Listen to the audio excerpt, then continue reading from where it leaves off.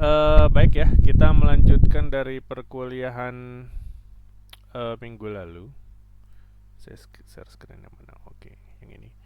Nah, kita lanjut dari perkuliahan minggu lalu terkait dengan beberapa parameter antena, di mana minggu lalu kita sudah membahas mengenai komponen sebelah kiri. Salah satunya itu adalah radiation pattern atau pola radiasi. Nah, radiation pattern ini merupakan salah satu parameter yang sering kita sebut sebagai parameter radiasi. Seperti itu. Parameter radiasi itu berkaitan bagaimana perilaku gelombang elektromagnetik itu dipancarkan oleh si antena. Seperti itu ya. Nah, kita melanjutkan materi minggu lalu. Kita hari ini akan membahas mengenai gain, direktivitas, beam width, dan beam area serta polarisasi dari antena. Seperti itu ya. Nah, sekarang apa sih yang dimaksud dengan direktivitas? Nah, direktivitas merepresentasikan pengarahan berkas antena. Nah, artinya apa? Dia menunjukkan seberapa terarahnya suatu antena. Disimbolkan sebagai rasio dari maksimum intensitas radiasi dengan intensitas radiasi rata-rata pada segala arah, yaitu adalah intensitas radiasi maksimum dibagi dengan intensitas radiasi rata-rata. Artinya apa sih, Pak? Misalkan saya memiliki suatu pola radiasi isotropis ya, seperti itu ya. Isotropis kan kita tahu, ke segala arah dia nilainya sama. Yang manakah nilai U maksimumnya? Atau yang manakah nilai intensitas radiasi maksimum? Karena dia ke segala arah sama, maka intensitas radiasi maksimum itu juga terjadi pada segala arah. Seperti itu. Di sisi lain, kalau ke semua arah itu sama, misalkan ke sini 5, ke sini 5, ke sini 5, ke sini 5, artinya rata-ratanya berapa? Rata-ratanya juga 5 kan? Seperti itu kan ya. Dengan kata lain, direktivitas untuk antena isotropis itu adalah nilainya sama dengan Umax-nya tadi kita asumsikan 5 dan rata-ratanya juga 5. Artinya dia nilainya adalah sama dengan 1. Ini untuk case antena isotropis, di mana antena isotropis itu adalah kondisi antena yang ideal. Seperti itu ya. Nah, artinya apa? Untuk pola radiasi yang lebih terarah dibandingkan dengan isotropis, contohnya saya memiliki pola radiasi seperti ini. Nah, ini adalah pola radiasi unidireksional, seperti itu. Nah, kalau kita lihat pola radiasinya seperti ini ya. Nah, seperti ini pola radiasi unidireksional.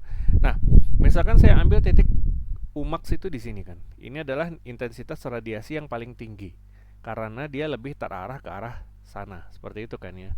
Maka Umax di sini dia nilainya akan lebih besar dibandingkan dengan nilai rata-ratanya atau UO. UO itu adalah intensitas radiasi rata-rata. Apa sih yang dimaksud dengan intensitas radiasi, Pak? Nah, intensitas radiasi itu adalah seberapa intens, ya sesuai namanya, seberapa intens gelombang elektromagnetik itu dipancarkan pada suatu arah, seperti itu.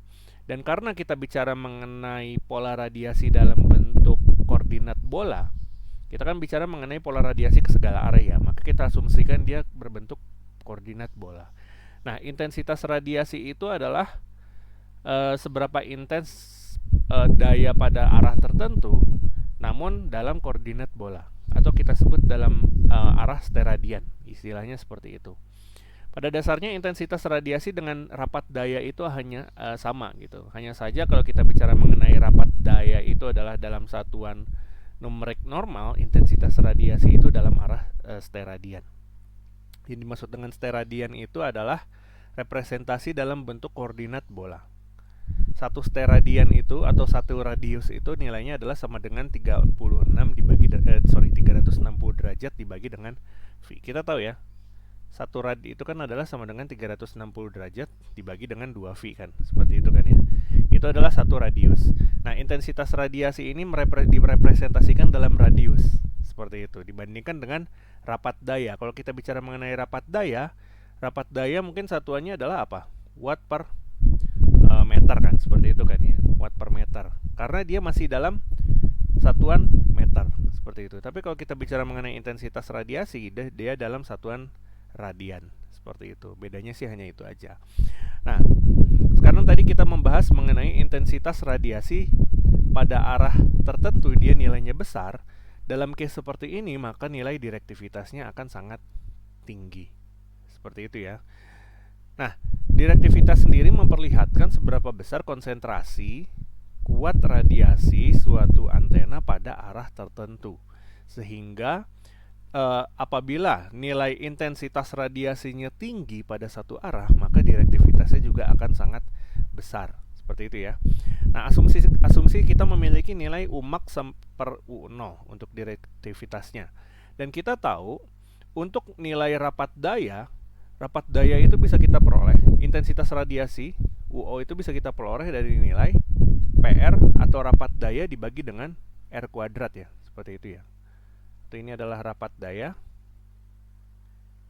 dibagi dengan R kuadrat, itu kan adalah jari-jari kan, seperti itu kan ya. Nah, kira-kira seperti itu. Nah, dengan asumsi kita menggunakan aturan di mana total daya adalah sama dengan 4V dikalikan dengan UO, seperti itu. Maka kalau Umax per UO itu kita kalikan dengan 4V, maka nilai direktivitas bisa kita terima dengan memperoleh 4V dikalikan dengan Umax dibagi dengan total daya yang diradiasikan. Seperti itu. Dibagi dengan W. Seperti itu ya. Nah, direktivitas dapat juga menunjukkan rasio intensitas radiasi pada arah tertentu apabila diketahui direktivitas pada arah maksimumnya. Seperti itu. Nah, sekarang bagaimana sih kita menggambarkan direktivitas? Tadi sesuai yang saya sampaikan, untuk antena isotropis yang intensitas radiasinya ke segala arah sama, maka nilai direktivitasnya akan sebesar 1. Seperti itu. Nah, ibaratnya itu seperti karet gelang. Ibaratnya seperti karet gelang. Jadi, karet gelang yang kalian pakai buat misalkan tukang nasi uduk gitu ya, diikat pakai gelang. Nah, gelang itu kalau tidak ada tarikan, dia berbentuk bulat kan ya, seperti itu ya. Nah, tapi kalau kita tarik karet gelang itu, maka bentuknya akan semakin pipih, seperti itu kan ya. Nah, sama seperti direktivitas. Artinya apa? Pada kondisi ideal, direktivitas itu bernilai 1 pada antena isotropis. Tetapi dia bisa bernilai lebih besar dari 1 apabila dia memiliki pola radiasi yang lebih terarah. Dalam case ini kita sebut sebagai unidireksional. Seperti itu. Dengan kata lain, antena unidireksional akan memiliki direktivitas yang sangat tinggi, lebih dari 1. Sehingga kalau kita memiliki beberapa pola radiasi seperti yang berwarna hitam, merah, hijau, dan biru ini, maka kita bisa bilang direktivitas D4 akan lebih besar dari D3, yang biru akan lebih besar dari yang hijau akan lebih besar dari yang merah, dan tentu saja akan lebih besar dari D1, di mana D1 nilainya 1, seperti itu. Ya, semakin besar direktivitas, maka dapat diartikan bahwa lebar berkas antena semakin sempit. Nah, yang dimaksud dengan lebar berkas itu adalah ini, pola radiasi. Kita sudah membahas mengenai HPBW kan ya. Misalkan di sini adalah daya maksimum, HPBW itu adalah daya yang telah berkurang sebesar minus 3 dB. Seperti itu, atau berkurang setengahnya. Setengah daya itu kan kalau kita logkan kan minus 3 dB ya. Dan kita tahu HPBW itu adalah sudut yang terbentuk dari titik tersebut ke titik tengah. Jadi misalkan di sini adalah titik minus 3 dB-nya, saya tarik garis dari titik tengah, maka sudut inilah adalah sudut HPBW kan, seperti itu kan. Nah, jadi seperti itu. Nah, kalau kita perlihatkan, kalau kita lihat ya, sudut HPBW yang terbentuk untuk direktivitas yang lebih tinggi akan lebih kecil. Ya, seperti itu ya. Misalkan di sinilah HPBW-nya itu di sini. Nah, sudut yang terbentuk akan lebih kecil kan untuk direktivitas yang lebih besar, seperti itu. Untuk kondisi D4 yang direktivitasnya tinggi, maka karet gelang akan semakin pipih. Artinya kalau karet gelang semakin pipih, lebar berkasnya juga akan semakin kecil. Ini lebih kecil, ini lebih besar kan lebar berkasnya dibandingkan yang ini, seperti itu. Jadi seperti itu. Itu case pada antena unidireksional. Nah, sebaliknya, jika semakin besar lebar berkas antena, maka direktivitasnya antena semakin kecil. Nah, seperti itu. Nah, contohnya adalah antena isotropis. Di manakah lebar berkas HPBW-nya? Jawabannya tidak ada. Kenapa? Karena semua intensitas daya itu sama ke segala arah. Jadi tidak ada daya yang telah berkurang sebesar setengahnya atau minus 3 dB. Seperti itu. Dibandingkan dengan D2 yang berwarna merah, lebar berkasnya atau beam width-nya akan lebih besar dibandingkan dengan lebar berkas pada direktivitas berwarna yang D4 atau yang D3 yang berwarna hijau, seperti itu. Jadi kira-kira seperti itu. Nah, ini sesuai pembahasan kita minggu lalu ya, yang tidak jadi tugas. Diketahui antena memiliki intensitas radiasi sebagai berikut. Nah, ini adalah yang kita bahas minggu lalu. Intensitas radiasi U adalah sebesar pakai yang ini. PR adalah sama dengan AO sin theta per R kuadrat. PR adalah sama dengan AO sin theta per R kuadrat. Seperti itu kan. Dimana kita tahu tadi nilai U adalah sama dengan PR per R kuadrat. Seperti itu. Maka dia akan menjadi AO sin theta, seperti itu kan. Nah, di materi minggu lalu juga kita bahas berapa nilai total dayanya. Nilai total dayanya adalah sebesar AO V kuadrat watt kan ya, seperti itu ya. Total dayanya adalah sebesar AO V kuadrat watt, seperti itu kan. Nah, pertanyaannya adalah berapakah nilai direktivitasnya? Nah, untuk mencari nilai direktivitas, kita bisa menggunakan persamaan yang tadi. D adalah sama dengan U max dibagi dengan UO. Seperti itu kan ya. Dimana U max ini kalau kita kalikan dengan 4V, UO juga kita kalikan dengan 4V. Maka 4V dikalikan UO adalah sama dengan W. W adalah sama dengan 4V dikalikan dengan UO. Nah, pertanyaannya adalah gini. Ini kan adalah UO, AO sin theta. Kalau saya kan 4V, kenapa hasilnya jadi AO V kuadrat? Harusnya kan kalau saya kalikan 4V dikalikan dengan AO sin theta, seperti itu kan. Kayak gini kan. Kenapa dia hasilnya malah kayak gini? AO V kuadrat, seperti itu. Nah, jawabannya adalah karena kalau kita membahas mengenai rapat daya, kalau kita membahas mengenai total daya, total bedaya itu diperoleh dari integral PR dikalikan DSR kan, seperti itu kan. Dengan kata lain, bagaimana caranya kita harus menghilangkan komponen sin theta ini? Seperti itu. Komponen sin theta ini baru dapat dihilangkan apabila kita integralkan terhadap theta kan, karena di dalam komponen DSR itu ada komponen theta, yaitu adalah R kuadrat sin theta D theta dV kan. Nah, ini sudah kita turunkan minggu lalu bagaimana kita memperoleh nilai W dengan mengintegralkan dari persamaan DR. Seperti itu kan. Nah, dengan kata lain, kita bisa memperoleh nilai W adalah sama dengan 4V dikalikan UO, seperti itu, di mana 4V dikalikan U max ini bisa kita peroleh. Misalkan kita asumsikan nilai UO-nya adalah sama dengan AO sin theta, maka U maksimum dapat kita peroleh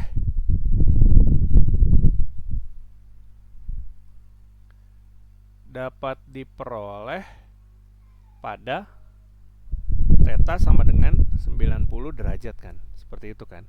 Jadi cara membacanya seperti itu. Kalau kita bicara mengenai ada sudut sin theta-nya, artinya dia belum diintegralkan, seperti itu. Jadi kita nggak bisa memperoleh rapat daya dengan menggunakan persamaan 4V dikalikan UO, karena ada komponen sin theta-nya sendiri yang belum diintegralkan, seperti itu. Nah, sehingga tetapi kita bisa memperoleh nilai intensitas daya maksimum, intensitas radiasi maksimum dapat kita peroleh dengan memasukkan nilai sin theta-nya adalah sama dengan 1 kan, atau theta adalah sebesar 90 derajat, di mana nilai sin theta adalah sama dengan 1. Maka U max dapat kita peroleh dengan nilai adalah sebesar AO dikalikan dengan sin 90 derajat, atau nilai intensitas radiasi maksimumnya adalah sebesar AO. Seperti itu kan. Dengan kata lain, di sini saya masukkan nilainya adalah 4V dikalikan dengan AO. Seperti itu. 4V dikalikan dengan UO itu adalah sama dengan W. Kan seperti itu ya. Atau dia akan menjadi sebesar 4V dikalikan AO dibagi dengan AO dikalikan dengan V kuadrat. Seperti itu ya. Nah, ini bisa kita coret. Ini saya coret, maka yang tersisa adalah sebesar 4 dibagi dengan V. Seperti itu. Nah, 4 dibagi dengan V adalah sama dengan 4 dibagi 3,14. Seperti itu ya. Atau di sini nilainya adalah sebesar 1,27.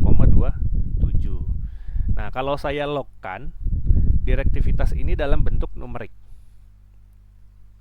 Nah, representasi representasi radiasi baik itu numerik, biasanya pada antena itu bisa direpresentasikan dalam dua bentuk. Pertama adalah dalam bentuk numerik yang tidak memiliki satuan, dan kita masukkan dalam bentuk dB. Yang kedua adalah dalam bentuk dB, di mana dB adalah sama dengan 10 dikalikan log D numerik, seperti itu.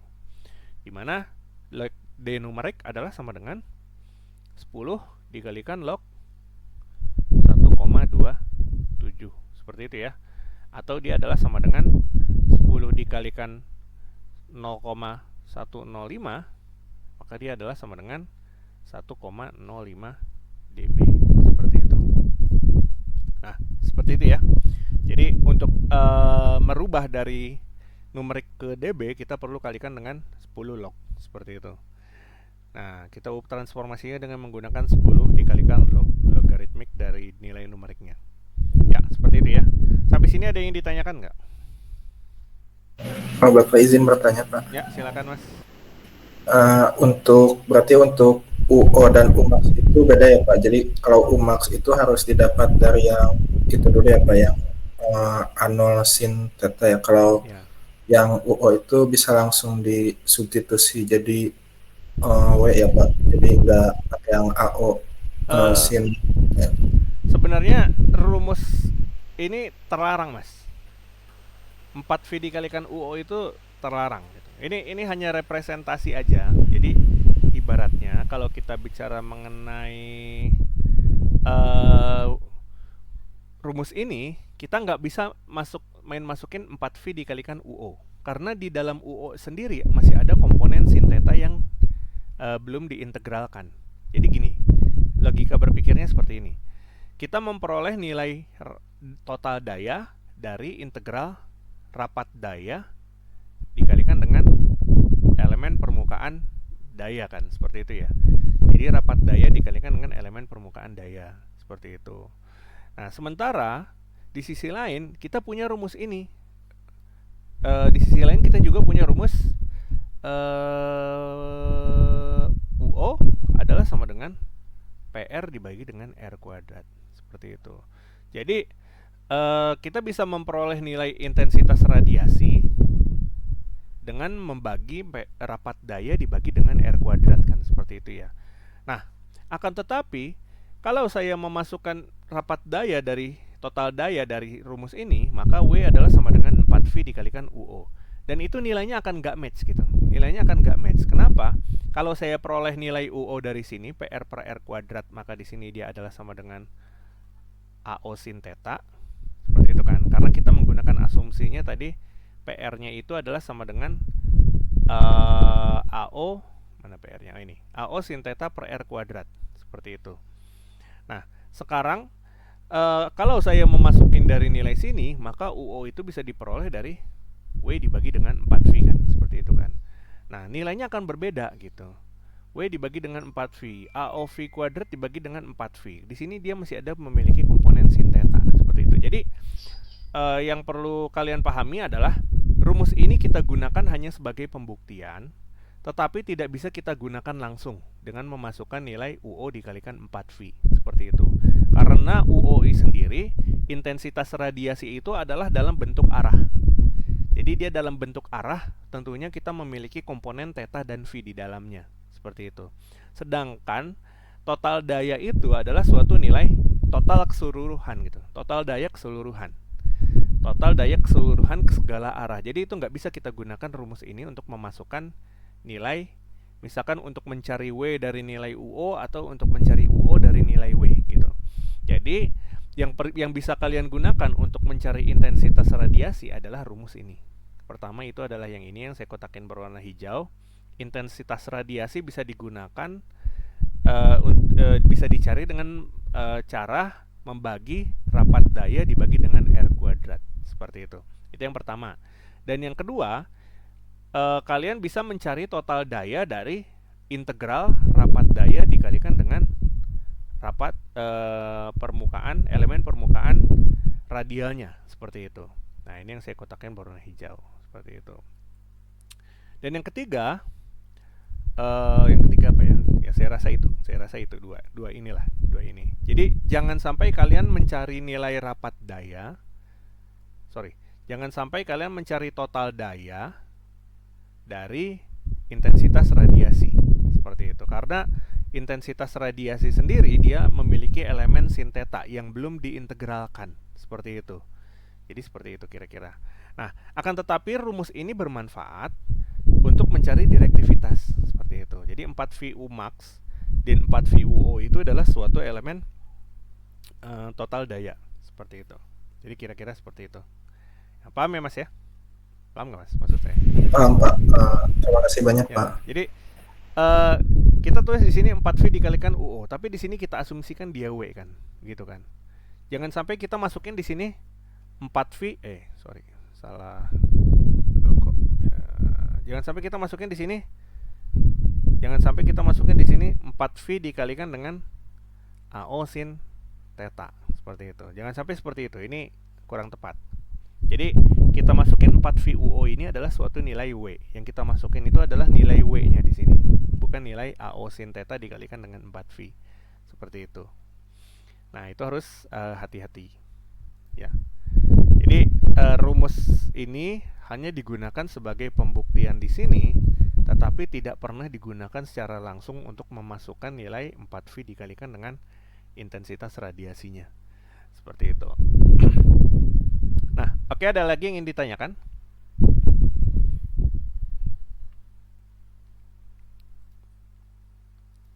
Tidak ada ya? Kalau tidak ada, kita lanjut lagi.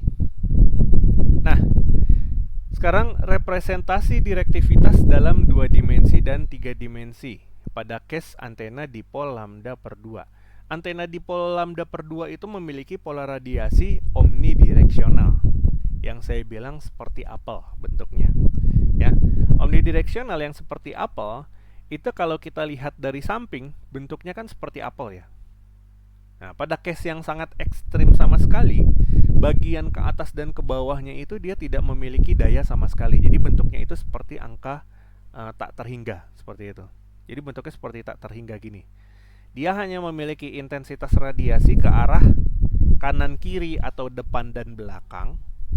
Jadi ini bentuknya seperti donat ya sebenarnya ya. Kalau kita lihat 3 dimensi itu bentuknya seperti donat. Bukan donat juga sih.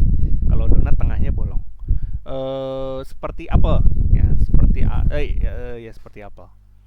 Nah, tapi kalau kita lihat dari 2 dimensi bentuknya seperti bentuk tak terhingga, seperti itu. Di mana intensitas radiasi ke atas dan ke bawahnya dia bernilai 0 kan. Di sini kita bisa lihat ya. Rapat daya ke arah ke atas ke bawahnya atau intensitas radiasinya dia bernilai 0. Sedangkan ke kanan dan ke kiri dia memiliki nilainya. Seperti itu. Nah, dari sini kita bisa lihat, kita asumsikan lingkaran yang diarsir ini yang berwarna biru, yang saya arsir berwarna biru ini adalah suatu lingkaran. Itu adalah pola radiasi isotropis dalam bentuk 2 dimensi sehingga dia berbentuk suatu lingkaran.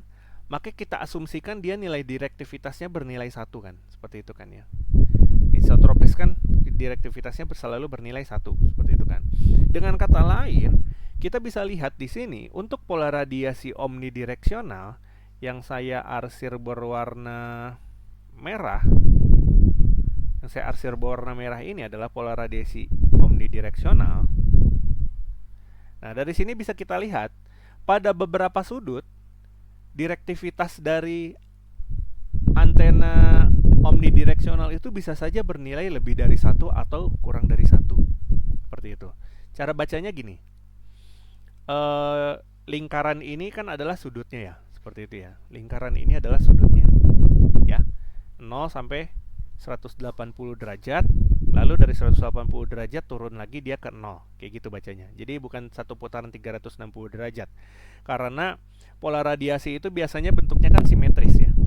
Artinya untuk yang ke arah 180 derajat ke atas kita asumsikan sama seperti yang arah 0 sampai 180 derajat ya. Jadi kalau kita lihat yang ke arah kanan ini 0 sampai 180 derajat di sini ke sini, ini bentuknya akan sama dengan yang ke arah sebaliknya dari 0 ke 180 derajat ke sebelah kiri. Seperti itu. Jadi representasinya kadang bisa juga menggunakan 360 derajat full, tapi biasanya representasinya itu sudah dari 0 ke 180 derajat dia turun lagi ke 0 lagi, seperti itu. Nah, akan tetapi kalau kita lihat di sini, kita kembali lagi ke dua antena ini. Nah, kita lihat dari sini sama di sini. Oh, sorry.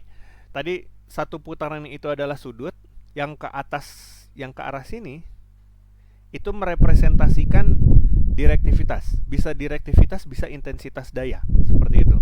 Artinya apa? Semakin besar jari-jari lingkarannya, itu merepresentasikan nilai direktivitas yang lebih tinggi. Seperti itu. Jadi contohnya, misalkan dari titik ini ke titik sini. Ini kan berbentuk satu lingkaran penuh ya. Nah, kita asumsikan itu nilainya kecil. Lebih kecil dibandingkan dari titik ini ke titik ini. Kayak gitu. Ini akan lebih besar. Lebih kecil lagi dibandingkan dengan dari titik ini ke titik ini. Ini intensitas radiasinya atau direktivitasnya akan lebih besar dari lingkaran-lingkaran di dalamnya. Seperti itu. Dengan kata lain, kalau kita lihat dari gambar ini, kita ambil tadi ada dua sudut.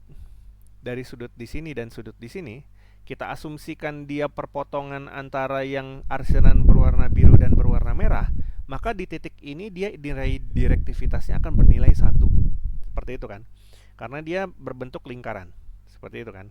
Lingkaran biru ini kan perpotongannya di sini. Dan itu adalah lingkaran biru itu adalah antena isotropis kan. Artinya direktivitasnya akan bernilai 1. Dengan kata lain, kita bisa lihat dari titik tengah ke sini itu adalah sudut di mana direktivitas bernilai kurang dari 1. Seperti itu.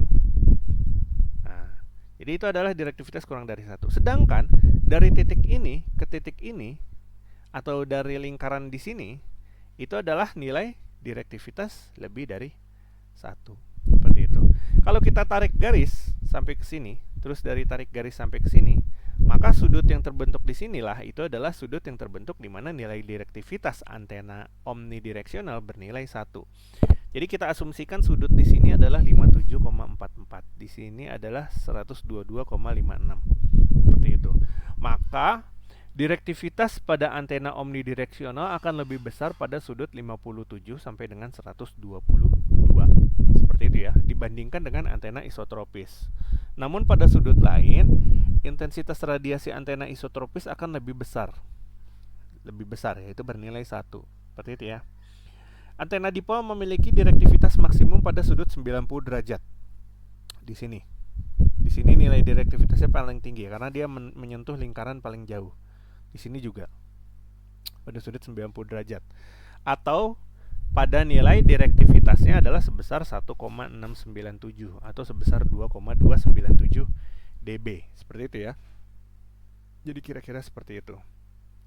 Nah, kita sudah membahas mengenai direktivitas. Sekarang kita bahas mengenai antena efisiensi. Nah, apa sih yang dimaksud dengan antena efisiensi? Antena efisiensi itu mengibaratkan seperti ini. Antena itu kan adalah suatu permukaan yang menghasilkan gelombang elektromagnetik ya. Sorry, bukan menghasilkan, tapi merubah gelombang elektromagnetik dari medium terbimbing ke medium di udara kan, seperti itu ya. Nah, pertanyaannya adalah apakah semua permukaan meradiasikan gelombang elektromagnetik? Seperti itu. Nah, jawabannya itu adalah tidak. Seperti itu. Kenapa? Karena kalau kita bicara mengenai suatu elemen yang meradiasikan, komponen yang hanya meradiasikan itu hanyalah komponen yang bersifat konduktif kan. Seperti itu ya. Jadi hanya elemen yang bersifat konduktor lah yang bisa meradiasikan gelombang elektromagnetik. Nah, di sisi lain, kita nggak bisa menjamin antena yang kita rancang itu 100% konduktor. Seperti itu. Ibaratnya seperti ini. Kalau misalkan saya punya suatu besi gini ya. Nah, kan kalau kita lihat secara mikroskopik gitu ya. Oh, ternyata besi ini berbentuk seperti pori-pori gitu kan. Gitu. Ya, jadi seperti itu. Jadi kayak es batu yang misalkan kita bekukan. Apakah isinya 100% air? Enggak, pasti di dalamnya itu ada gelembung-gelembung. Dan itu mengartikan kalau es batu itu sendiri nggak murni berisi air, seperti itu. Nah, hal yang sama juga terjadi pada material. Material misalkan kita merancang antena dari besi, pada saat proses pembuatan besinya itu sendiri, mungkin di dalam molekul-molekul besinya itu sendiri ada rongga udara yang sangat kecil, seperti itu. Atau misalkan ada batu yang atau ada pasir lah, bukan batu. Ada pasir-pasir yang tersisip di dalam material tersebut. Seperti itu.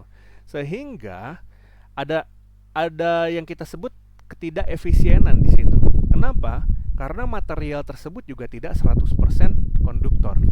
Ibaratnya seperti itu ya. Nah, ketidakefisienan itulah yang memunculkan nilai antena efisiensi. Kita asumsikan untuk suatu antena yang bersifat efisien, dia meradiasikan 100% kan, seperti itu kan ya. 100% permukaannya itu dia meradiasikan, seperti itu. Jadi antena efisiensi itu dimodelkan dalam bentuk persentase, berapa persen, seperti itu. Kalau 100% itu adalah yang ideal. Seperti itu ya. 100% itu adalah yang ideal. Nah, dengan kata lain, antena efisiensi tadi dibentuk oleh beberapa parameter. Yang pertama itu adalah material kan, seperti itu kan. Seberapa bagus material yang kita gunakan itu menentukan efisiensi dari antena tersebut. Dan material tersebut dibagi menjadi dua komponen. Yang pertama itu yang kita sebut sebagai material konduktor atau EC dan material dielektrik atau ED. Seperti itu ya. Jadi EC itu sendiri adalah efisiensi komponen bahan konduktor yang digunakan, dan ED sendiri adalah efisiensi komponen dielektrik yang digunakan. Itu menentukan nilai efisiensi dari antenanya. Seperti itu. Nah, ada lagi elemen yang lain yang menentukan efisiensi antena. Dan elemen itu kita sebut sebagai impedansi. Seperti itu. Kalian udah belajar di Elmactel ya, mengenai konsep matching impedance kan ya. Matching impedance. Nah, artinya apa? Apabila saya memiliki sambungan seperti ini. Nah, misalkan saya memiliki sambungan seperti ini. Nah, misalkan saya mengirim daya ke sini, apakah 100% daya diteruskan atau ada yang dipantulkan kembali? Itu tergantung pada impedansi antara Z1 dengan Z2, seperti itu. Kalau impedansinya sama, Z1 sama dengan Z2, maka daya akan diteruskan 100%, kan? Seperti itu ya. Kalau impedansinya berbeda, Z1 tidak sama dengan Z2, maka sebagian daya tidak diteruskan, tetapi dia akan dipantulkan kembali sehingga menghasilkan yang kita sebut sebagai gelombang berdiri kan. Seperti itu ya. Nah, case-nya adalah seperti itu. Dia menghasilkan gelombang berdiri karena impedansi antara Z1 dengan Z2 dia bernilai berbeda. Nah, pada case suatu antena umumnya impedansi yang digunakan adalah impedansi kabel yang digunakan, yaitu adalah kabel koaksial. Di mana untuk kabel koaksial nilai impedansinya adalah sebesar 50 ohm. Artinya bagaimana kita bisa men-setting antena tersebut memiliki impedansi sebesar 50 ohm kan? Seperti itu ya. Nah, pertanyaannya adalah apa yang terjadi kalau antenanya tidak match? Impedansinya tidak sama dengan 50 ohm. Maka terjadilah yang kita sebut sebagai mismatch impedance. Dan mismatch impedance sendiri dia mempengaruhi nilai antena efisiensi, seperti itu. Jadi ada komponen yang ketiga kita sebut sebagai ER, di mana ER itu adalah efisiensi refleksi akibat mismatch impedance. Nah, ER ini bersifat dimensionless dan dia dipengaruhi oleh return loss. Seperti itu. Nah, kita tahu ya, return loss nilainya diperoleh dari Z1 minus Z2 dibagi dengan Z1 plus Z2. Kalau kita asumsikan nilai Z1 dengan Z2 sama, seperti itu, artinya apa? Nilai return loss-nya akan sama dengan 0 kan? Karena Z1 dikurangi dengan hal yang sama dengan nilai yang sama dengan Z1 juga. Seperti itu kan. Artinya 5 dikurangi 5 gitu ibaratnya. Seperti itu ya. 50 kurang 50 ya otomatis nilai return loss-nya adalah sama dengan 0 kan. Seperti itu kan. Nah, dengan kata lain, efisiensi antena yang diakibatkan oleh koefisien refleksi itu nilainya akan sama dengan 100% kalau dia return loss-nya adalah sama dengan 0 dalam kondisi matching impedance. Kalau dia mismatch, nilai return loss-nya akan bernilai 1 dan efisiensi IR-nya akan bernilai 0. Seperti itu ya. Nah, jadi kira-kira seperti itu untuk antena efisiensi. Nah, sekarang variabel yang kedua, yang kesekian adalah parameter gain. Kita sebut sebagai parameter gain. Nah, parameter gain ini sangat penting. Kenapa? Karena parameter gain inilah yang merepresentasikan seberapa besar daya yang dipancarkan oleh si antena. Seperti itu. Nah, kalau kita bicara mengenai rangkaian dua port, di mana ini adalah port input dan port output. Nah, kita sebut yang disebut dengan gain itu adalah dalam bentuk penguatan kan. Seberapa besar daya yang keluar dari port output dibagi dengan daya input. Seperti itu. Kalau daya yang keluar 3 kali lipatnya, maka gainnya adalah 3 kan, seperti itu kan. Nah, berbeda dengan konsep dua port, gain pada antena itu adalah bentuk suatu perbandingan, di mana gain pada antena membandingkan antara intensitas radiasi maksimum pada antena dibandingkan dengan intensitas radiasi pada antena referensi. Seperti, oh ternyata dia dibandingkan dengan antena lain karena kita punya antena referensi. Nah, antena referensinya itu apa sih? Yang pertama yang penting adalah isotropis. Seperti itu. Jadi antena ideal itulah yang kita gunakan sebagai referensi. Seperti itu. Karena kita tahu nilai direktivitas untuk antena isotropis kan bernilai 1 ya. Seperti itu kan. Artinya semua antena apapun yang kita buat selalu bisa kita bandingkan dengan ini, direktivitas. Dan kalian akan tahu hubungan antara gain dengan direktivitas itu adalah sama dengan efisiensi dikalikan dengan direktivitas. Seperti itu. Jadi gain akan berhubungan dengan efisiensi. Efisiensi di sini kita bisa menggunakan simbol seperti ini, seperti N, seperti itu, dikalikan dengan direktivitas. Seperti itu. Jadi gain akan berhubungan antara direktivitas dengan efisiensinya, efisiensi antena. Dan kita selalu tahu direktivitas dari isotropis selalu bernilai 1 kan. Dengan begitu nilai gain dari suatu antena yang kita desain selalu bisa dibandingkan dengan antena isotropis karena nilai direktivitasnya selalu bernilai 1. Seperti itu ya. Nah, antena referensi yang bisa digunakan yang kedua adalah antena dipol lambda per 2 dan yang ketiga adalah antena horn. Dan ini nanti mempengaruhi satuan gain yang digunakan. Jadi kalau kita menggunakan satuan antena referensi isotropis, maka satuan gainnya adalah dBi atau dB isotropis. Kalau dipol lambda per 2, maka satuan gainnya adalah dBd. Seperti itu kira-kira. Nah, jadi kira-kira seperti itu ya. Nah, hubungan antara direktivitas dengan gain. Nah, tadi udah sempat saya singgung sebentar. Gain itu adalah sama dengan efisiensi dikalikan dengan direktivitas. Nah, efisiensi NF ini adalah efisiensi yang sama dengan efisiensi yang tadi kita bahas, EO. Seperti itu. Nah, NF ini adalah sama dengan EO. Hanya saja di sini simbolnya dia menggunakan NF. Nah, gain sendiri itu dibagi menjadi 2 jenis. Jadi yang pertama kita sebut sebagai gain absolut. Nah, gain absolut memperhitungkan efisiensi antena yang memiliki komponen mismatch impedance. Seperti itu. Jadi dengan kata lain, NF adalah sama dengan E0. Di mana tadi E0 adalah sama dengan ER dikalikan EC dikalikan dengan ED. Seperti itu kan. Jadi seperti itu. Nah, jadi gain absolut itu memperhitungkan efisiensi yang memperhitungkan 3 komponen. Yang pertama adalah mismatch impedance, seberapa murni komponen konduktornya dan seberapa murni komponen dieлекtriknya. Seperti itu. Dan yang kedua adalah gain IEEE. Gain IEEE tidak peduli dengan kondisi mismatch atau enggak.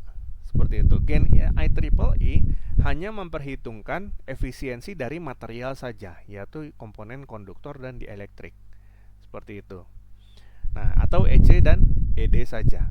Jika N efektif sama dengan 100%, maka nilai gain akan sama dengan nilai direktivitas kan. Seperti itu ya.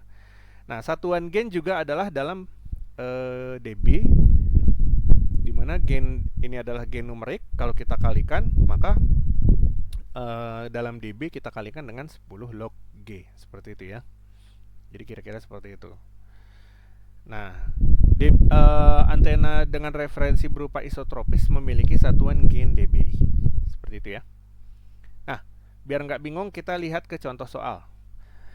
Antena dipol lambda per 2 pada umumnya memiliki impedansi sebesar 73 ohm.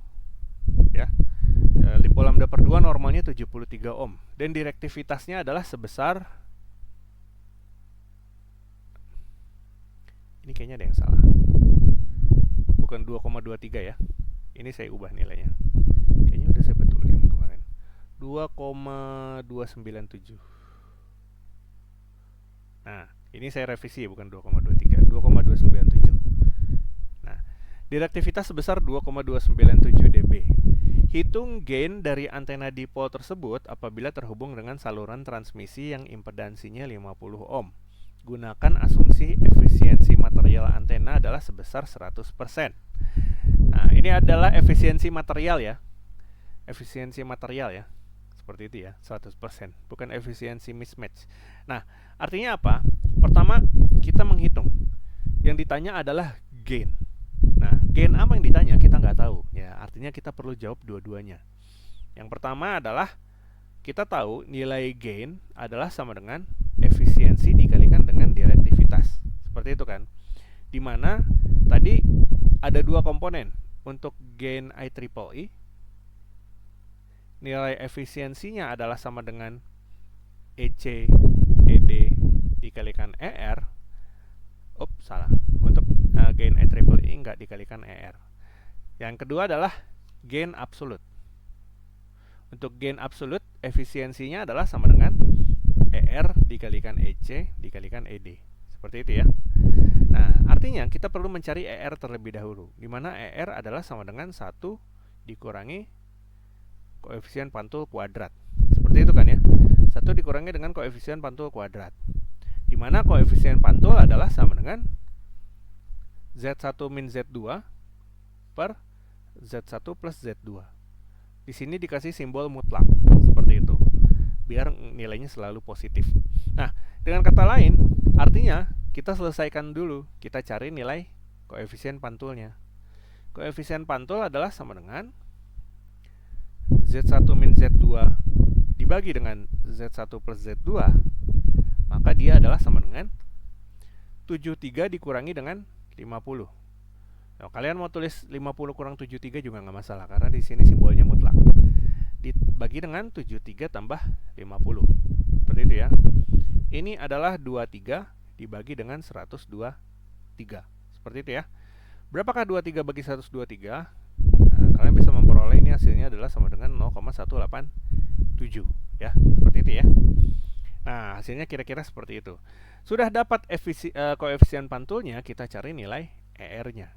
ER adalah sama dengan 1 minus koefisien pantul kuadrat. Seperti itu ya.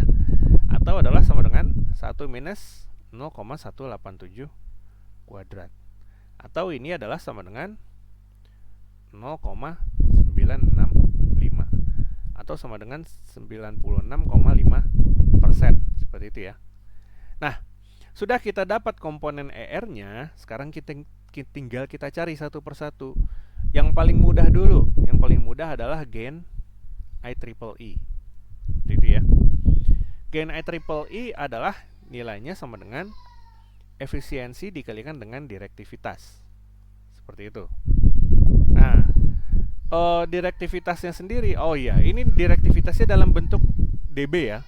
Artinya untuk mencari direktivitas numerik D dalam bentuk numerik, maka kita kalikan dengan 10 pangkat. Ini adalah sama dengan 10 pangkat D dalam dB dibagi dengan 10. Seperti itu ya, kira-kira ya. Nah, setelah kita dapatkan D numerik, maka kita masukin saja. Berapakah efisiensi untuk gain EEE? Di sini kita asumsikan efisiensi material bersifat 100%. Berarti nilai efisiensinya adalah sama dengan 1. Seperti itu kan ya. Lalu untuk direktivitasnya kita masukin dalam bentuk numerik, atau dia adalah sama dengan 10 dikalikan 2,297 dibagi dengan 10. Maka ini adalah sama dengan bentar, saya nyontek dulu. 2,297 dibagi 10 ini adalah sama dengan 1,6. 1,697. Atau dia adalah sama dengan, ya sama. Kalau kita logkan lagi ya 10 log 1,697 ya sama lagi, balik lagi 2,297. Seperti itu. dBi ya, seperti itu ya. Nah, kenapa? Ternyata nilai gainnya sama dengan direktivitas. Kenapa? Karena nilai efisiensinya bernilai 1 kan, 100% kan. Seperti itu. Nah, sekarang untuk case gain absolute, nilai efisiensi dikalikan dengan direktivitas. Dan kita tahu efisiensi untuk gain absolute, maka kita kalikan ER dikalikan EC dikalikan ED kan. Seperti itu kan. Dikalikan D. Seperti itu ya. Nah, ER-nya itu tadi nilainya 0,965. Berarti dia 0,965 dikalikan dengan 1 kan. Ya. Yang 100% ini kan dia adalah EC dikalikan dengan ED. Seperti itu. Karena dia adalah efisiensi yang diakibatkan oleh material konduktor dan material dielektrik. Maka dia adalah sama dengan 0,965 dikalikan dengan 1 dikalikan dengan direktivitasnya tadi adalah 10 pangkat 2,297 dibagi dengan 10. Seperti itu. Atau dia akan menghasilkan nilai 0,965 dikalikan dengan 1,697. Nah, maka ini hasilnya adalah sama dengan 1,638. Seperti itu. Atau dia adalah sama dengan 2,14 dBi. Jadi seperti itu ya. Oh, ternyata gainnya turun kalau kita menggunakan gain absolute karena kondisi antenanya dia tidak match. Seperti itu ya. Nah, kalian bisa menggunakan cara ini atau sama aja. Misalkan saya tulis seperti ini ya. Kalian bisa menggunakan kita logkan D-nya. Nah, untuk case efisiensi dalam bentuk numerik kita kalikan. Tetapi kalau dalam bentuk dB itu kita jumlahkan. Seperti itu. Jadi harus hati-hati. Untuk case perkalian numerik, jadi kalau saya ibaratkan A dot B seperti itu, atau nilai A dot B dalam bentuk numerik, maka dalam bentuk dB itu adalah sama dengan log A ditambah dengan log B. Seperti itu. Jadi seperti itu. Log A tambah log B itu nilainya adalah sama dengan log A ditambah dengan B. Jadi seperti itu. Jadi rumusnya seperti itu. Ya. Artinya apa? Untuk suatu case perkalian seperti ini bisa kita transformasi dalam bentuk dB dengan dijumlahkan. Nah, maka bisa kita tulis di sini nilainya adalah sama dengan 10 log 0,965 ditambah. Nah, karena dB-nya udah D-nya direktivitasnya udah dalam log, kita tinggal jumlahkan aja dengan 2,297. Seperti itu. Nah, ini hasilnya nanti akan sama sih harusnya. Minus 0,155 ditambah 2,297 sama nilainya adalah 2,14. Nah, jadi ini saya hanya memperlihatkan bagaimana teknik menghitung ya. Kita bisa menghitungnya dengan dikalikan, kita ubah semuanya di numerik. lalu kita kalikan, lalu kita konversi lagi ke dB, atau efisiensinya aja kita ubah ke dB, lalu kita jumlahkan dengan direktivitas yang udah di dB. Nah, itu terserah kalian mau pakai yang mana. Hasilnya aja akan tetap sama 2,14. Ya mungkin beda-beda dikit, 2,139 gitu misalkan. Ya, kita buletin aja jadi 2,14. Seperti itu ya. Nah, jadi kira-kira seperti itu. Nah, ternyata gain absolute itu nilainya lebih kecil dibandingkan gain IEEE. Kenapa? Karena gain absolute memperhitungkan kondisi mismatch, di mana tadi kita sudah hitung terjadi mismatch impedance sebesar 90, jadi hanya matching sebesar 96,5% aja, seperti itu, pada antena efisiensi yang diakibatkan oleh mismatch impedance. Nah, kenapa tadi sangat penting saya ubah di sini nilainya 2,297? Ternyata secara teoretikal selisih antara gain satuan dBd dengan gain satuan dBi itu adalah 2,14. Jadi kalau saya menggunakan antena referensi isotropis dengan antena referensi dipol, nah gainnya itu akan berbeda sebesar 2,14. Seperti itu. Gain antena yang referensinya isotropis itu nilainya akan lebih kecil 2,14 dibandingkan dengan gain dengan referensi antena dipol, seperti itu. Ini diakibatkan oleh mismatch impedance pada antena dipol, karena antena dipol selalu memiliki impedansi 73 ohm. Sehingga kalau tidak memiliki elemen matching impedance, maka dia tidak akan match dengan saluran transmisi yang memiliki impedansi 50 ohm. Seperti itu ya. Sampai sini ada yang ditanyakan nggak?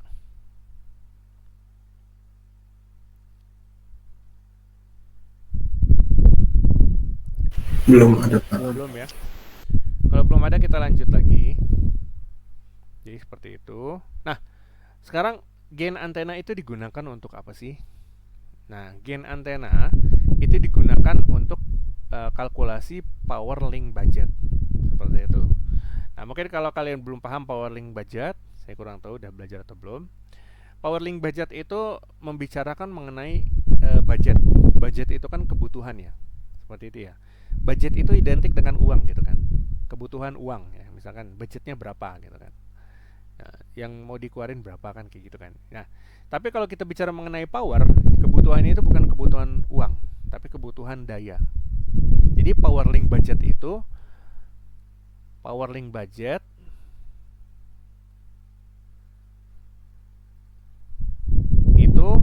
mengartikan berapa besar daya yang kita butuhkan agar suatu komunikasi bisa terhubung. Seperti itu.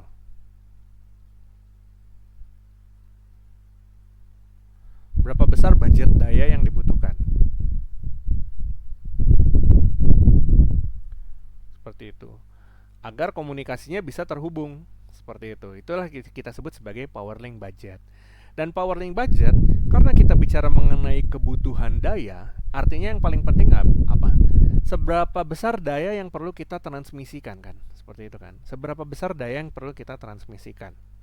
Nah, seberapa besar daya yang kita perlu transmisikan, tentu saja acuan akhirnya adalah seberapa besar daya yang bisa kita terima. Seperti itu. Sehingga asumsi pertama adalah besar daya yang diterima adalah sama dengan besar daya yang dikirim. Tapi kondisi idealnya kan tidak seperti itu kan, karena daya akan semakin melemah semakin dia berjalan di udara kan, seperti itu kan. Sehingga yang pertama, untuk memperoleh besar daya yang kita terima, pertama adalah kita gunakan nilai besar daya yang kita kirim, lalu dikurangi dengan loss pada kabel, dan dia dijumlahkan dengan gain pada antena transmitter. Lalu kita kurangi dengan loss pada kanal propagasi. Kanal propagasi itu di sini. Propagasi itu terjadi di udara.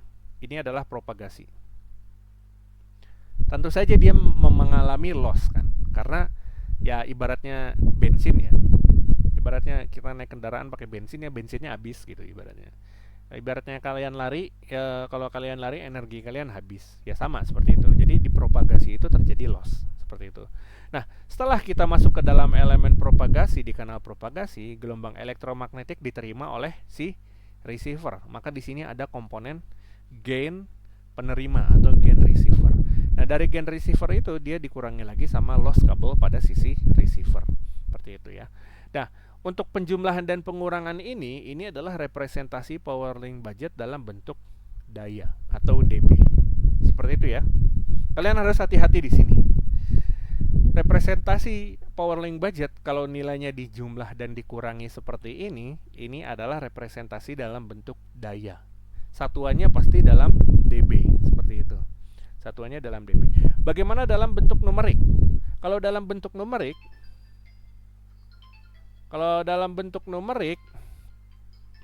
bentar ya.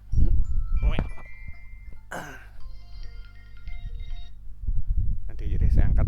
Nah, kalau dalam bentuk dB dia dijumlahkan dan dikurangi, dalam bentuk numerik maka kita kalikan. Dengan kata lain, power receive adalah sama dengan PT dikalikan dengan gain dikalikan dengan gain receiver dibagi dengan semua loss.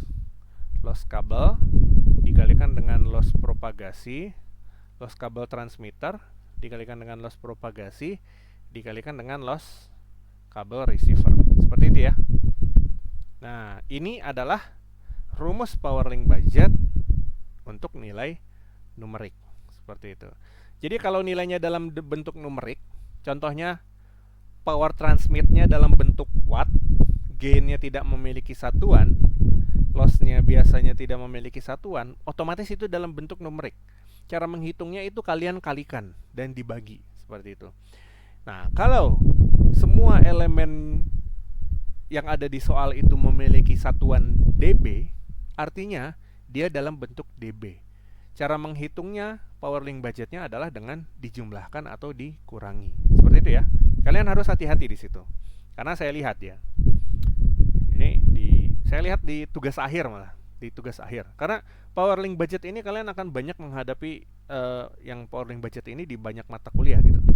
Di sistem komunikasi optik, di sistem komunikasi wireless, di antena. Nah, tapi di tugas akhir tuh masih ada gitu. Kalau dayanya dalam watt dijumlahkan sama dikurangi, akhirnya perhitungan power link budgetnya itu nggak valid gitu, ibaratnya seperti itu. Jadi kalau kalian satuannya dalam dB, baru kalian jumlahkan dan dikurangi. Ya, ini kan sebenarnya gampang diterima ya. Apa artinya? Sesuatu yang bersifat menguatkan itu kita jumlahkan aja semua. Sesuatu yang sifatnya adalah loss, ya loss apapun ya. Misalkan di sini definisinya loss kabel. Tapi nanti akan ada istilahnya body loss gitu. Ada istilahnya feeder loss. Ya itu sama gitu. Ibaratnya yang ada loss-lossnya itu pasti akan mengurangi sifatnya. Maka di sini loss itu semuanya bersifat minus. Dan gain yang bersifat menguatkan itu positif. Seperti itu kan. Nah, sama dalam sisi numerik juga sama. Kalau dalam sisi numerik yang bersifat menguatkan itu kita kali, yang bersifat melemahkan itu sebagai pembaginya, seperti itu. Kalau kayak gitu kan mudah diingat ya. Oke, yang loss semua saya bagi-bagi. Yang loss saya kurang gitu. Yang gain saya jumlah. Jadi seperti itu. Itu akan lebih mudah kalian untuk memahami. Walaupun rumus ini pada dasarnya bukan rumus baku ya, karena elemen loss sendiri nanti akan sangat banyak. Tidak hanya loss kabel, ada juga loss diakibatkan hujan atau atenuasi hujan, seperti itu. Ada juga loss yang diakibatkan oleh atmosfer, seperti itu. Jadi seperti itu. Ya, tapi kalau kalian paham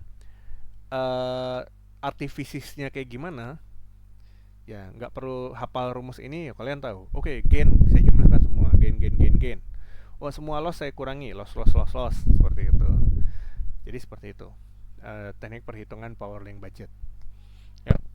Nah, gain antena itu nanti digunakan di sini untuk perhitungan power link budget karena salah satu elemen yang digunakan untuk mencari daya terima, seperti itu.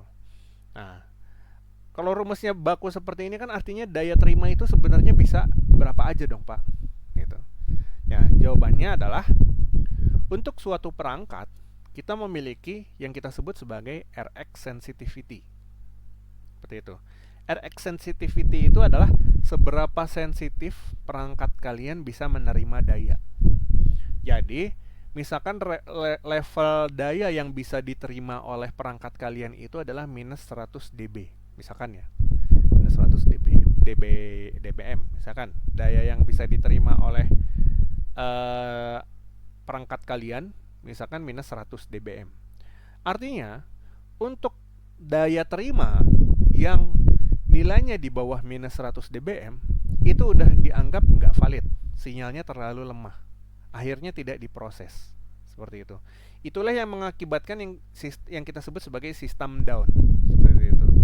Jadi kondisi di kanal propagasi itu kan bersifat random. Jadi nilai ini tuh tidak selalu sama setiap saat. Kenapa? Karena kondisinya di udara itu bersifat random. Gitu. Kanal propagasi itu adalah kanal yang tidak bisa diprediksi. Kenapa tidak bisa diprediksi? Ibaratnya kayak elemen-elemen di udara itu kan bisa saja berubah gitu kan. Tiba-tiba hari ini tidak ada bangunan, tiba-tiba besok ada orang bikin candi dalam satu hari gitu ya misalkan ya. Tiba-tiba ada candi. Nah, artinya apa? Komposisi di udara ini bisa saja dia berubah suatu waktu gitu. Tiba-tiba banyak mobil, tiba-tiba jalanan kosong. Itu akan mempengaruhi nilai loss pada propagasi. Artinya apa? Di medium udara ini daya nanti akan bersifat fluktuatif, kadang naik, kadang turun. Ini masih lebih smooth. Jadi yang dimaksud dengan fluktuatif tuh gini, kadang dia naik, kadang dia turun lagi, kadang dia naik, sehingga nilai daya itu tidak bisa diprediksi kayak gitu. Nah, misalkan saya memiliki daya terima dengan sensitivitas level di sini, berarti bukan di sini, tapi di bawah, di sini. Misalkan ya. Nah, berarti apa? Untuk daerah-daerah yang di bawah sini yang saya arsir di bawah, itu kan adalah daerah di mana sinyal tidak diterima oleh sistem kan. Ini sinyal tidak bisa dibaca karena sinyalnya terlalu jelek gitu. Atau dia salah baca, yang harusnya dibacanya 1 dia dibacanya jadi 0 kayak gitu kan. Ibaratnya seperti itu. Nah, artinya sensitivitas daya inilah nanti yang akan menentukan availability dari suatu sistem. Seperti itu. Apakah dia availability-nya 100%? Misalkan seperti itu. Nah, untuk komponen yang sangat mahal biasanya sensitivitasnya kan rendah ya. Seperti itu. Dia bisa menerima sinyal lebih banyak dibandingkan dengan apabila sensitivitasnya tinggi kan. Seperti itu kan. Yang dimaksud dengan rendah itu maksudnya dB-nya semakin kecil. Jadi sensitivitas minus 150 itu kan bagus ya. Gitu kan. Sensitivitas minus 150 itu lebih bagus daripada sensitivitas minus 100. Kenapa? Artinya dia masih bisa menerima daya walaupun dayanya sangat kecil sampai dengan minus 150 dB misalkan seperti itu ya, dBm. Kalau minus 100 dBm, daya minus 120 diterima di sistem itu udah nggak bisa dibaca, ibaratnya seperti itu. Tapi kalau sensitivitasnya minus 150, daya minus 120 kan masih bisa dibaca kan, seperti itu kan. Jadi ibaratnya seperti itu. Nah, power link budget itu nanti bagaimana kita men-setting agar daya yang diterima itu selalu di atas sensitivitasnya. Seperti itu ibaratnya. Nanti kita akan ketemu lagi dengan power link budget ini di pertemuan sebelum UTS untuk membahas tugas besar ya. Saya skip aja. Nah, link budget. Nah, contohnya adalah seperti ini. TX power, ini power yang ditransmit 46 dBm, lalu dikurangi dengan loss, ditambah dengan gain, ini dikurangi, ini ditambah, maka dia seperti ini. A dikurangi B dikurangi C ditambah D, seperti itu kan. Nah, EIRP itu adalah Effective Isotropis Radiated Power. Itu adalah daya yang pada ujung antena transmitter yang sudah ditambah dengan gain, tapi dia belum masuk ke dalam kanal propagasi. Nanti kita bahas lebih detail di pertemuan selanjutnya. Seperti itu ya. Nah, selanjutnya ini adalah terkait dengan sampai sini ada yang ditanyakan? Sampai dengan power link budget dan gain ada yang ditanyakan? Belum ada, Pak. Belum ya. ada. Kalau belum ada kita lanjut lagi sebentar lagi. Oke, kita lanjut lagi. Kita lanjut lagi ke beam area dan beam width. Nah, apa sih yang dimaksud dengan beam width dan beam area?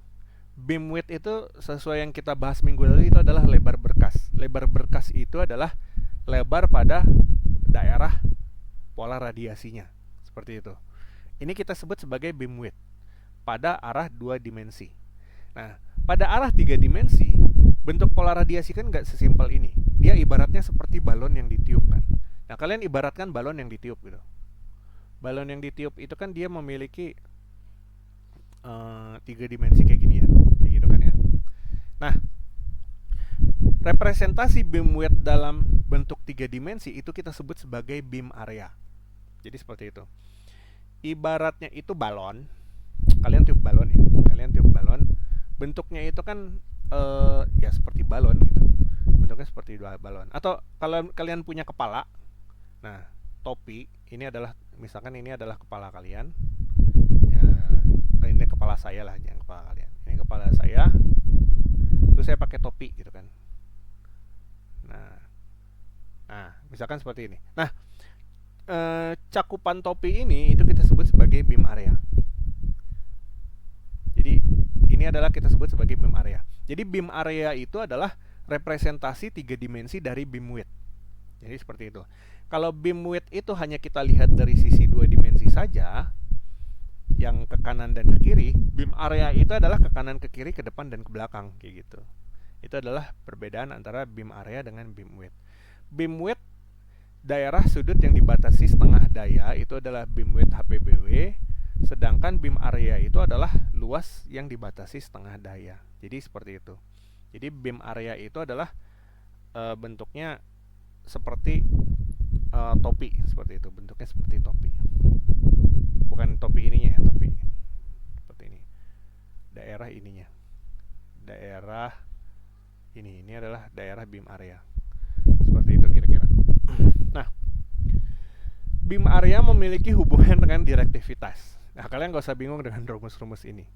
Jadi, beam area memiliki hubungan dengan direktivitas, yaitu adalah berdasarkan intensitas radiasinya. Nah, kita tahu intensitas radiasi itu kan adalah suatu fungsi yang bergantung pada theta dan phi ya. Nah, pada contoh tadi misalkan kita memiliki intensitas radiasi AO sin theta kan, seperti itu kan. Nah, kenyataannya intensitas radiasi itu bisa lebih kompleks. Kenapa? Kalau saya memodelkan dalam bentuk AO sin theta ini, artinya dia hanya direpresentasikan dalam bentuk 2 dimensi. Seperti itu. Kita tahu pada koordinat bola ada 2 elemen sudut kan, sudut theta dan sudut phi, seperti itu kan. Artinya untuk membentuk daerah berbentuk 3 dimensi, sudut intensitas radiasi itu pada dasarnya memiliki 2 elemen sudut theta dan sudut phi. Nah, contohnya adalah misalkan saya tulis di sini AO sin theta cos phi, misalkan seperti itu ya. Jadi seperti itu. Nah, representasi sudut ini, sudut theta dan phi ini adalah kita sebut misalkan adalah suatu fungsi theta dan phi. Seperti itu. Sehingga intensitas radiasi secara rumus bisa kita notasikan dalam bentuk rumus seperti ini. Intensitas radiasi amplitudonya UA dikalikan dengan sudut-sudut theta dan phi-nya.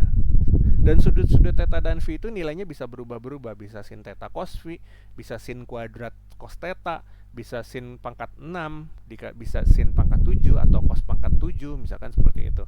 Dan itu bisa merubah bentuk pola radiasinya berdasarkan fungsi sin dan cos tersebut. Seperti itu. Nah, misalkan saya memiliki nilai rapat daya, daya total adalah sama dengan hasil dari integral intensitas radiasi yang memiliki fungsi theta dan phi dikalikan dengan nilai d omega, di mana d omega adalah sin theta d theta d phi, seperti itu. Maka direktivitas kita bisa peroleh dengan memperoleh nilai 4phi dibagi dengan integral intensitas radiasinya. Seperti itu ya. Itu kita sebut sebagai beam area. Nah, misalkan tadi saya modelkan beam area adalah suatu fungsi dari integral intensitas radiasi pada arah sudut theta dan phi-nya. Seperti itu.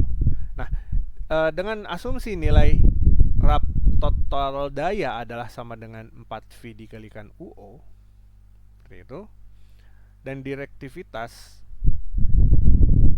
W adalah sama dengan UM dikalikan B, maka kita bisa memperoleh direktivitas dengan mencari nilai 4V dibagi dengan beam areanya, seperti itu.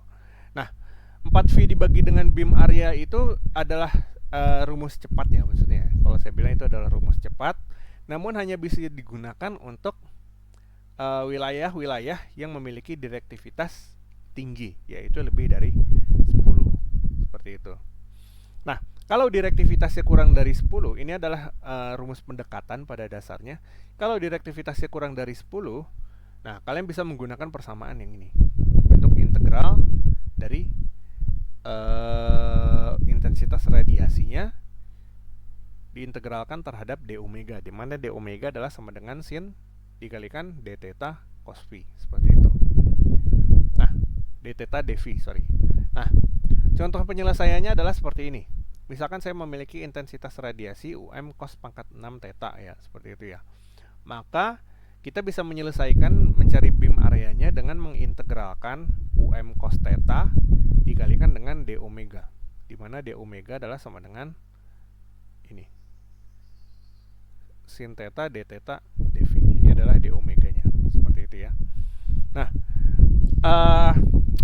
saya yakin saya nggak usah ngejelasin persamaan ini, maka bisa diperoleh nilai d-nya adalah sama dengan 14, seperti itu ya. Jadi ini adalah penyelesaian biasa sih, hanya saja penyelesaian integral cos pangkat 6, seperti itu. Nah, atau kalian bisa menggunakan rumus cepat tadi. Nah, contohnya ya. Contohnya adalah soalnya seperti ini. Sebuah antena parabola dengan efisiensi 90% memiliki gain sebesar 15 dBi. Tentukan besar beam areanya. Nah, untuk case soal seperti ini kita bisa mulai dengan mencari direktivitas. Karena kita tahu tadi gain adalah sama dengan efisiensi dikalikan dengan direktivitas ya. Seperti itu ya. Maka direktivitas bisa kita peroleh dengan membagi gain dibagi dengan efisiensi kan, seperti itu ya. Dimana gainnya adalah dalam bentuk 15 dBi, maka kita konversi ke dalam numerik dulu, 10 pangkat 15 bagi 10 dibagi dengan efisiensinya adalah 0,9, kayak gitu kan ya. Nah, maka kita bisa memperoleh nilainya adalah 10 pangkat 15 per 10 itu adalah 31,62 dibagi 0,9, maka nilai direktivitasnya adalah 35,14, seperti itu. Nah, dengan menggunakan persamaan pendekatan tadi, karena nilai direktivitasnya sangat tinggi, kita bisa memperoleh beam areanya dengan persamaan berikut. D adalah sama dengan 4V dibagi dengan beam area. Kita tulis lagi di sini. D adalah sama dengan 4V dibagi dengan beam area, atau 4V dibagi dengan theta HPBW dan V HPBW, seperti itu. Maka kita bisa menyelesaikannya dengan mencari beam areanya terlebih dahulu. Beam area adalah sama dengan 4V dibagi dengan D kan, seperti itu kan. 4V dibagi dengan 35,14, atau dia adalah sama dengan 4 kali 3,14 dibagi dengan 35,14, seperti itu. Nah, satuannya itu dia dalam bentuk rad. Karena dia adalah suatu beam area, maka dia dalam bentuk radial. Nah, dengan menggunakan kalkulator kalian bisa mendapatkan hasilnya adalah 0,36 rad kuadrat. Nah, ini adalah beam areanya. Beam area adalah sama dengan 0,36 rad kuadrat, seperti itu. Nah, sekarang untuk case beam area yang berbentuk seperti topi tadi, nah ini adalah beam areanya, seperti itu. Nah, misalkan pola radiasinya kan seperti ini ya. Nah, maka kalau kita ambil sudut seperti ini, kita asumsikan daya di sini sudah berkurang setengahnya, setengah UO, maka kalau kita ambil sudut di sini, ini adalah sudut theta HPBW kan, theta HPBW atau theta setengah. Sedangkan sudut yang terbentuk di sini, sudut yang terbentuk di sini itu adalah V HPBW atau V setengah. Dengan kata lain, beam area terdiri dari komponen theta HPBW dan V HPBW. Atau adalah theta HPBW, atau saya tulis di sini bukan theta setengah tapi theta HPBW dikalikan dengan V HPBW. Nah, karena dia pola radiasinya bentuknya sempurna ya, pada dari sisi atas dan bawahnya, ke kanan, ke depan, dan ke samping, ke kiri. Nah, kita asumsikan theta HPBW nilainya akan sama dengan V HPBW. Ya, ibaratnya topinya itu berbentuk lingkaran sempurna. Artinya sudut yang terbentuk ke depan, ke belakang, sama ke kanan, ke kiri itu kan sama ya. Atau theta HPBW adalah sama dengan V HPBW. Seperti itu. Seperti itu. Maka kita bisa tuliskan di sini beam width adalah sama dengan theta HPBW kuadrat adalah sama dengan V HPBW kuadrat kan. Seperti itu. Dan nilainya adalah sama dengan 0,36 rad kuadrat. Dengan kata lain, theta HPBW yang nilainya sama dengan V HPBW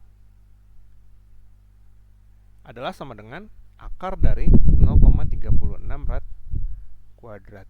Seperti itu. Atau dia adalah sama dengan 0,36 rad. Seperti itu ya. Nah, di mana kita asumsikan satu rad itu adalah satu radial itu adalah 360 derajat dibagi dengan 2V. Ya, satu radial itu kan 360 derajat dibagi dengan 2V kan. Atau 360 dikurangi dengan 2 kali 3,14. Nah, ini nilainya sekitar 57-an. Seperti itu. 57,29 derajat. Maka sudut yang terbentuk adalah 0,36 dikali 57,29. Ini nilainya kira-kira sekitar 34,38 derajat. Seperti itu ya. Jadi kira-kira seperti itu. Sampai sini ada yang ditanyakan nggak untuk perhitungan beam area?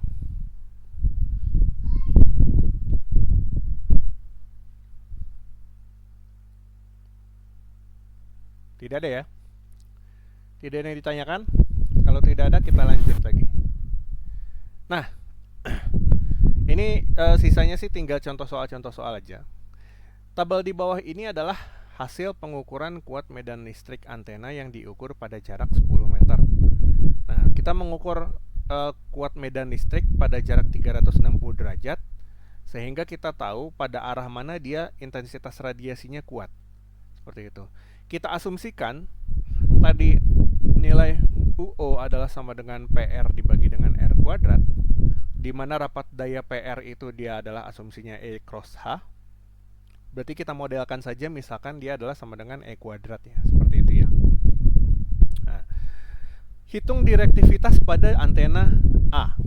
Nah, berapakah direktivitas pada antena A? Nah, direktivitas pada antena A bisa kita peroleh. Direktivitas pada antena A, kita tahu direktivitas nilainya adalah sama dengan Umax dibagi dengan UO kan, seperti itu kan. Atau nilai Umax-nya sendiri bisa kita lihat di sini, di manakah nilai intensitas radiasi maksimumnya pada antena A. Oh, intensitas radiasi maksimum itu ada di sini, 100 ya. Itu nilai yang paling tinggi kan di situ ya, 100. Maka Umax-nya adalah sama dengan 100. Berapakah nilai UO-nya? UO itu adalah intensitas radiasi rata-rata. Oh, berarti di sini nilainya 24. Rata-ratanya ini adalah 24. Nah, maka 100 bagi 24. Berapakah 100 bagi 24? Hasilnya 4,167. Atau kalau kita logkan, dia adalah sama dengan 10 log. Oh, saya lupa nulis rumusnya. Saya lupa nulis hasil akhirnya. Nah, berapa? Misalkan seperti itu ya. dB. Nah, ini silakan kalian bisa cari sendiri. 10 log 4,167. Contekannya saya lupa nulis. Nah, jadi kira-kira jawabannya seperti itu. Nah, yang kedua, jika efisiensi antena adalah sebesar 90%, maka tentukan gain antenanya dalam dBi. Antena efisiensinya 90%, berapa gainnya? Berarti mudah. Direktivitasnya kita sudah tahu, maka gain adalah sama dengan efisiensi dikalikan direktivitas. Seperti itu kan. 0,9 dikalikan, kita pakai yang 4,167 ya.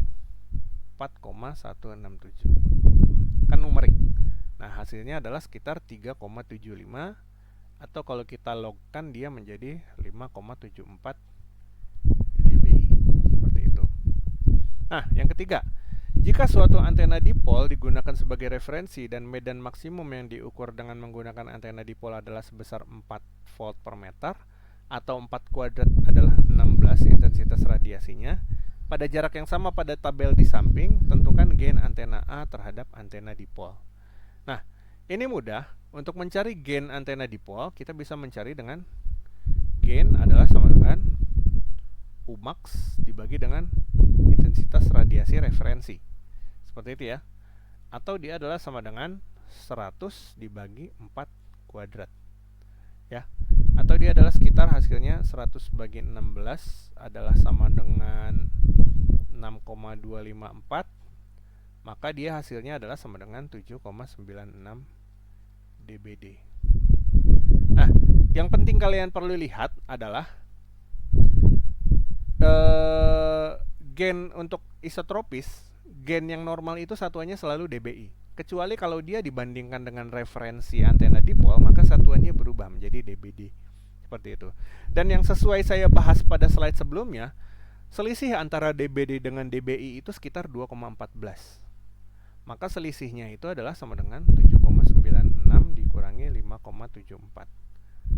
Nah, itu harusnya kira-kira sekitar 2,14an. Ini saya pakai simbol approximately. Kira-kira sekitar 2,14. Mungkin melenceng sedikit ke atas atau ke bawah. Tapi kira-kira sekitar segitu, 2, sekian. Ya, seperti itu ya. Nah, yang terakhir adalah polarisasi antena. Nah, polarisasi antena merepresentasikan perbedaan orientasi polarisasi antara transmitter dan receiver yang dapat mempengaruhi kinerja sistem sehingga perlu mengetahui jenis polarisasi untuk setiap sistem. Jadi, setiap antena itu memiliki polarisasi sendiri-sendiri. Jadi kalau kalian rancang antena dipol misalkan, polarisasinya pasti linear. Seperti itu. Jadi nggak bisa kita merancang antena dipol polarisasinya sirkular. Seperti itu ya. Saya harap kalian udah tahu mengenai polarisasi linear dan sirkular. Saya rasa ada di praktikum Dastran ya. Jadi misalkan seperti ini. Nah, antena yang diorientasikan berbeda bisa saja polarisasinya berbeda. Contohnya untuk antena seperti ini. Kalau saya orientasinya vertikal, maka bentuk polarisasinya seperti ini kan. Seperti ya, misalkan seperti itu ya.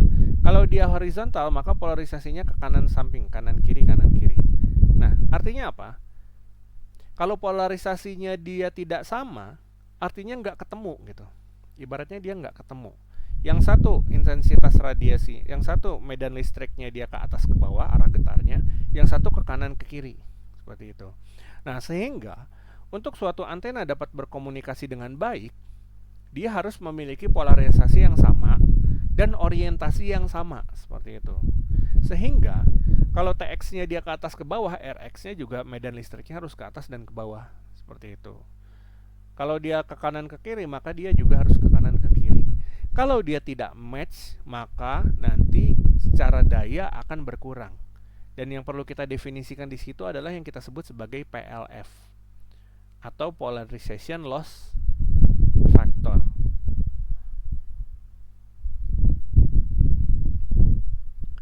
Nah, polarization loss factor ini merepresentasikan seberapa daya yang hilang diakibatkan polarisasi yang tidak sama dari TX dengan RX, seperti itu. Polarization loss factor ini nanti akan mengurangi power link budget, sama seperti loss, karena di sini ada komponen loss, seperti itu. Dia akan mengurangi power link budget. Power link budgetnya akan berkurang, daya terimanya. Nah, jenis polarisasi itu ada 3. Pertama adalah polarisasi linear, kedua sirkular, dan ketiga elipsis. Jadi representasi polarisasi linear itu dia arah medan listriknya, arah getarnya itu hanya 2 arah, ke atas atau ke bawah, atau ke kanan dan ke kiri. Kalau ke atas dan ke bawah kita sebut sebagai polarisasi linear vertikal. Kalau ke kanan ke kiri itu polarisasi linear horizontal, seperti itu ya. Nah, polarisasi sirkular atau elipsis, dia arahnya bisa ke atas ke bawah dan ke kanan dan ke kiri.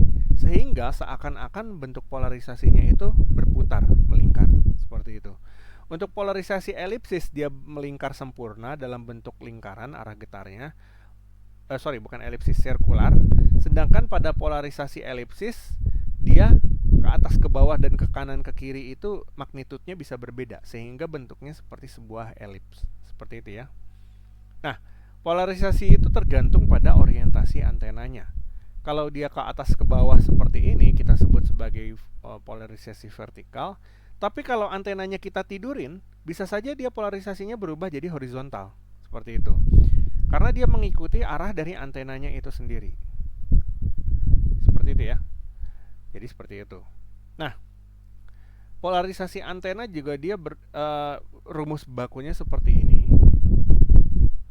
Untuk polarisasi sirkular, kalau dia sudut deltanya dia adalah positif 90 derajat, maka kita sebut sebagai left hand circular polarization. Kalau sudut yang terbentuknya adalah minus 90 derajat, maka dia adalah right hand circular polarization. Dan itu menentukan arahnya. Kalau dia arahnya seperti ini, itu adalah right hand. Kalau dia arahnya kebalik, dia adalah left hand. Seperti itu. Jadi kan nanti si tanda panah ini kan dia berputar gini ya. Nah, kalau berputar ke arah searah jarum jam itu right hand, kalau berlawanan itu left hand. Seperti itu ya.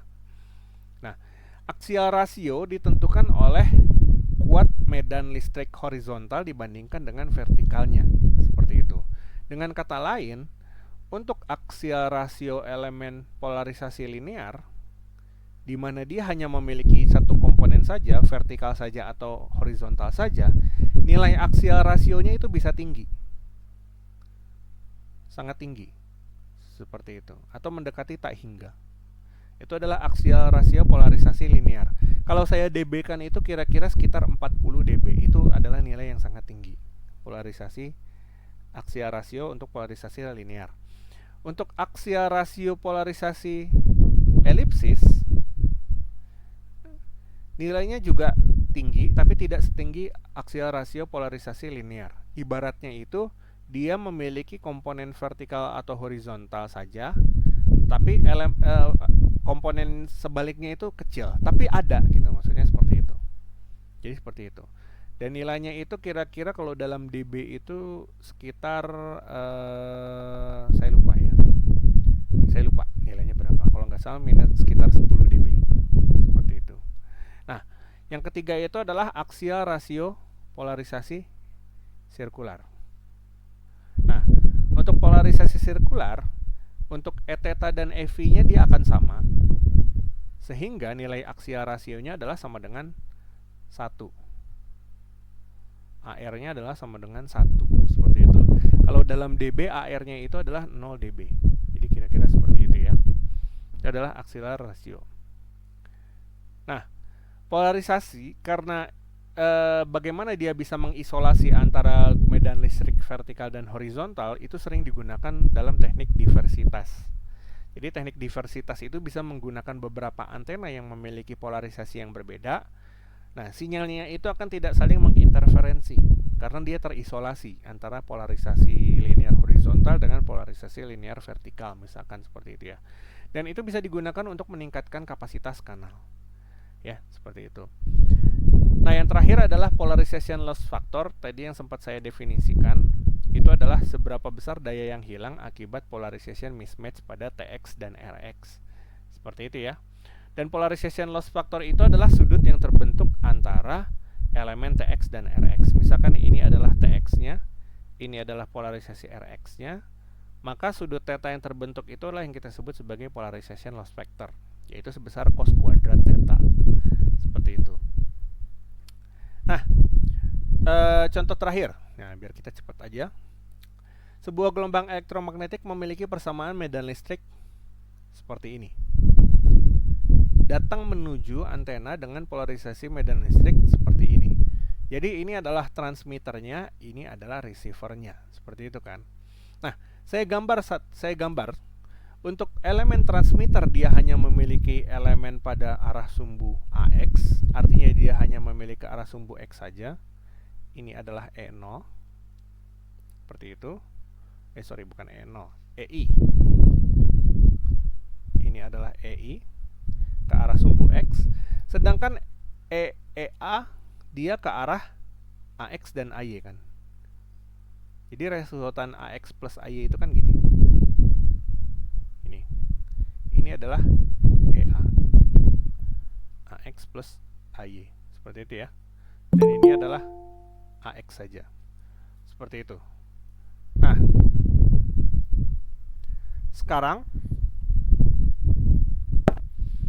berapakah polarization loss factornya? Nah, artinya apa? Polarization loss factor bisa kita cari dengan mencari sudut theta ya.